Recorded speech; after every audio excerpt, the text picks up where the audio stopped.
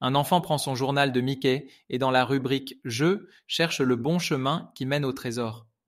Habitué à ce type de situation, et après avoir expérimenté un chemin au hasard, il a désormais compris que pour résoudre ce problème, il lui faut prendre le chemin, à l'envers, en partant du trésor pour trouver le parcours gagnant.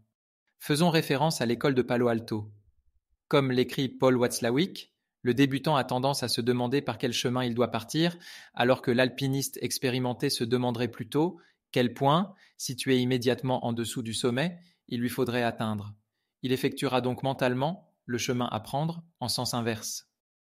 Françoise Kourilski, dans son ouvrage Du désir au plaisir de changer, précise: il faut raisonner en objectif à atteindre plutôt qu'en problème à résoudre. Se focaliser sur le futur pour revenir vers le présent, plutôt que de s'ancrer dans le présent pour rechercher des solutions à partir du passé.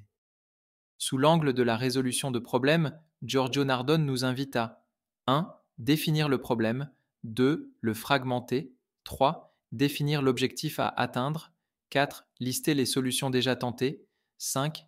Aggraver le problème, 6. Imaginer le scénario idéal, 7. Lister les étapes en commençant par les dernières, et enfin, 8. Les structurer par petits pas.